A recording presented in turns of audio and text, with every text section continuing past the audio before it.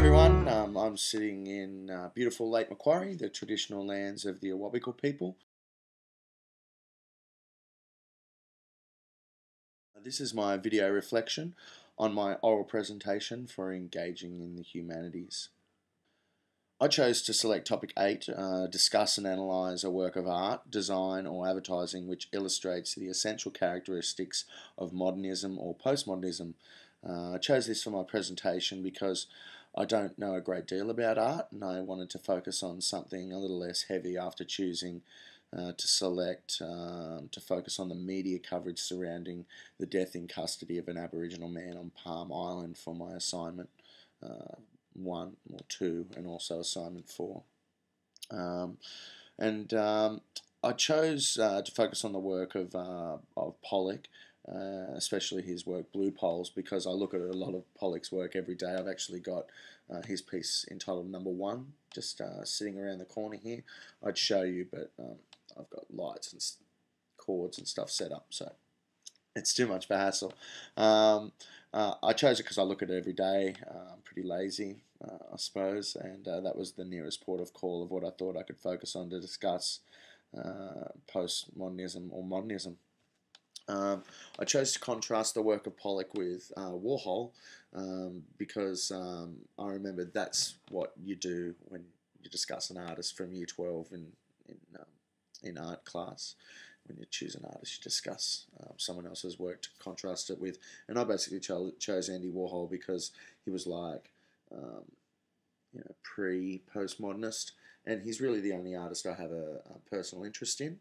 And I have a book, and I got this book actually at an exhibition that I went to with my wife in Brisbane of Warhol's work, and it was really good, by the way.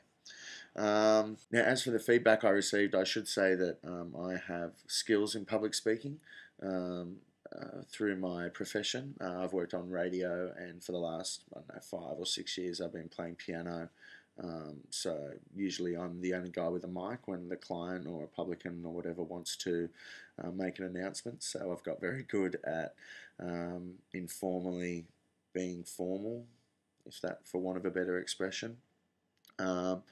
But I realised that that could definitely be an Achilles heel when presenting an oral presentation in academic terms, because I realised the two are completely different things. So I really appreciate the feedback I received from Robert in regards to my colloquial style with the g'day and witty conclusion, because I was afraid that those sort of things could be pitfalls when presenting academic work. As for the comments, the compliments I received on my style, I'd like to say a big thank you. Of course, my ego always likes a boost. I'm a performer. I would have liked to have returned that favour, but unfortunately my Mac won't read any of those, or won't play any of those compressed PowerPoint files, which is a real bummer. I've got Keynote, but I don't know, I couldn't get it to work. It usually plays Microsoft PowerPoint files, but I couldn't get to work. Anyway, overall, in reflecting on my feedback, I can take away 3 main points. Number 1 is that I need to proofread better, so thanks for that, Robert.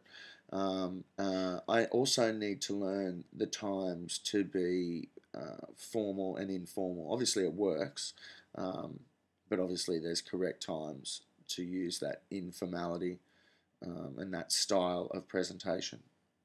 And the last thing I learned was that art is not that boring after all. Thanks very much for everyone's feedback. I wish I could have returned the favour to more people, and good luck with everyone and their marks. Cheers.